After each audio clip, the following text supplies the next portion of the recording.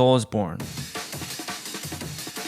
The founding fathers and peak of the Souls genre. And a couple weeks ago, I had finally completed this series with Bloodborne as my last game. But since then, I've taken a break from the genre. Though anytime I play something else, I think to myself, I could be out there killing a few beasts. These games are just peak in so many ways, but I don't have to tell you that. Everyone and their dog knows that. So to show my appreciation, what if I make something similar? I've always wondered how video games were made, but never acted upon it. Until now. When making a game, you're going to want to choose a game engine. Because I have zero experience in game development, I should probably pick something lightweight and easy to get. I went with Unreal Engine, the game engine used by AAA studios. I started with the basics, how to maneuver around Unreal, moving objects, importing assets, learned about the collision and physics systems. Then it was on to making the game. I added this character who is just a metahuman but with the lowest LOD, and it gives this kind of PS2 look, which I mess with. For a placeholder weapon, I used a large hunk of iron, too big to be called a sword. But my first big roadblock was that I had to make my own animations. I spent 2 weeks of my life just creating the most shit animations ever. Something simple as a walk cycle took me ages, and every time I tried to make it better, it just got worse and more disturbing. Eventually, I scrapped up all the animations I needed so I could finally start adding some functionality. In Unreal, you can be a nerd and use C++ or use Blueprints. Blueprints is coding without your brain wanting to get a lobotomy. So I gave Blueprints a try and I started to understand the basics of programming and OOP. I mainly used the documentation and some YouTube tutorials. A tip for anyone trying to learn game dev is if you're trying to implement something, try doing it yourself before watching how someone else does it. It might seem like a waste of time, but learning from my mistakes made me understand concepts much better. This got me pretty far and I successfully added all my shitty animations to the character. I now have a simple roll, a poorly animated attack combo, and I was gonna keep going, make some more animations, add a couple weapons, but I realized that this was just gonna be a Souls copy. I needed to innovate and I started thinking. I like guns, and I also like cool weapons.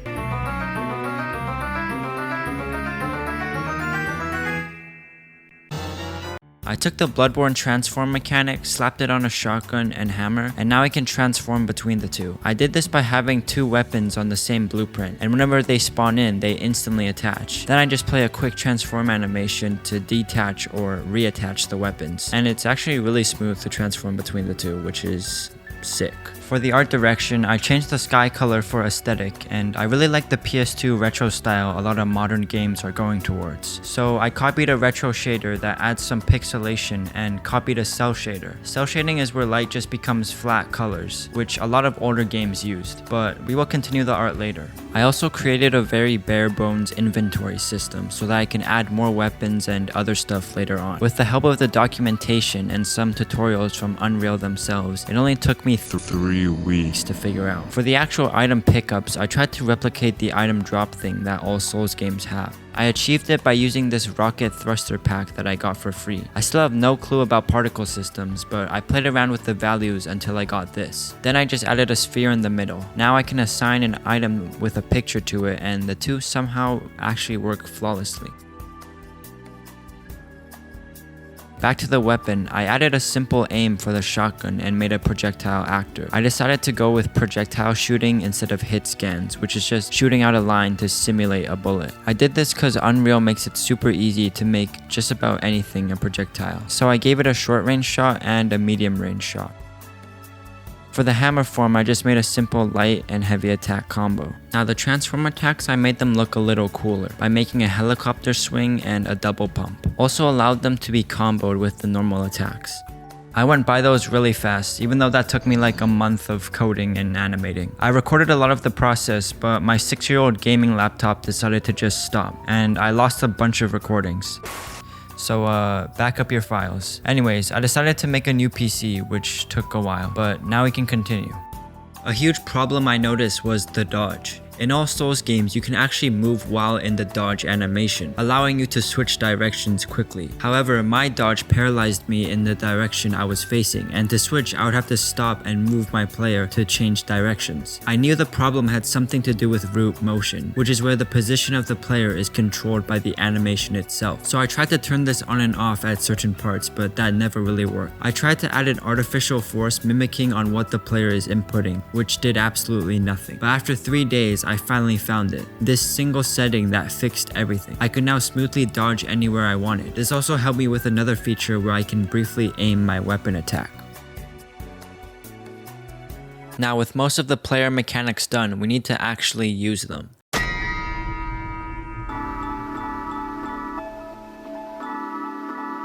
Some of my favorite enemies to fight in Souls games were humanoid enemies, and upon defeating them, you could steal their armor or weapons. I decided to follow the AI tutorials by Ali, who is the absolute GOAT. I started with very basic functionality, having a patrolling state, and if it sees me, it starts chasing me. Souls enemies are pretty simple. Once they see you, they chase you, and if they get close enough, they play an animation. But then you realize they're not so simple. They can strafe around you, they give off hit reactions and have their own, along with their many different states. So I wanted to achieve this basic functionality first, then expand upon it and make it more boss-like. The problem right now is every enemy also needs their own animations. Hey, you remember those shitty animations at the start of the video? So I gave the enemy the Dragon Slayer with the animations, just for now. For strafing, the enemy has points around the player that they can then strafe to and attack again. Now hit reactions are a little more difficult. We first need a damage system. Luckily Ali got us again. We need a damage system so that when the player does hit the enemy, they actually take damage. Now how do we hit an enemy? When our weapon touches the enemy, it tells our player like, yo, I just touched something. Then if that something is an enemy, we deal damage to that enemy. I then also added hit reactions for the shotgun bullets with the same idea. For the enemy to counter these, I coded it to where when it starts strafing, it can hold a block stance, negating a lot of the damage. Now the enemy actually giving hit reactions, we can do a Ctrl-C, Ctrl-V from the player, but now checking if what the enemy hit is a player. And after binding the player's health to this progress bar, we can actually take damage. But so far the enemy only has this one short range attack. So I animated a long range slash, and if the player gets within a certain distance, it does the long range attack. With a lot of the combat mechanics starting to form, I needed to create a lock-on. So I did it by launching a sphere cast that's detecting for enemies. We set our rotation to face it. And this is something about Souls games, is when you're not locked onto an enemy, your player's direction is controlled by the input, like a keyboard, joystick, toaster. Then if you are, it's controlled by what the camera is focused on, which is why the player starts strafing. But then if you start sprinting, it goes back to input controlled. Lucky for us, Unreal Engine already has these features made. We just need to know when to turn it on or off. I set up a strafe blend space and the rest was pretty simple. Though we can't really see the enemy right now. And this was something I didn't realize until now, is if you get closer to an enemy, the camera actually tilts down and moves up at the same time. But it's so perfectly synced, it's hard to notice. This would be pretty hard to implement, but there's a function that does most of the work for us. A map range. The value will be the distance from us to the enemy. We can give it 2 clamped values, and based on those, it will output another 2 clamped values. Then with some testing, I got it working. You may have noticed though that the right hand is doing everything. So what could the left hand? Let me explain. Parrying is very cool and is a part of all Souls games. It's satisfying and takes some skill, but that's not even the best part. It's the...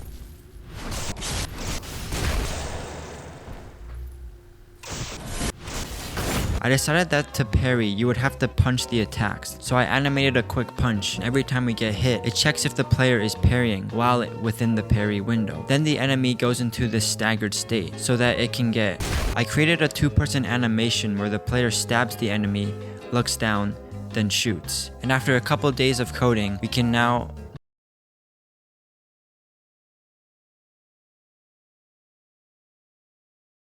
So that's about all I've gotten done in the past 5 months. I know this is barely a Souls-like as I still haven't gotten to sound design, particles, and the main thing, level design, but once I started this project I was just constantly learning new things and my sense of time was pretty much non-existent. Only until about recently I realized it had been over 6 months since I posted a video, which is Crazy. Also, thank you to anyone who watched my previous video and subscribed. I know going from playing Souls-like to making them is kinda weird, but I do feel like learning how to make them showed how much I love these games. If anyone is thinking about getting into game dev but thinks they don't have enough time or it's just too hard, just try it out. The skills you gain from it be priceless, and game dev itself is cool and fun as shit. Finally, this video was obviously for entertainment purposes, but I do want to do more in-depth game dev videos and how I edit my videos. If you have any suggestions for this game, let me know.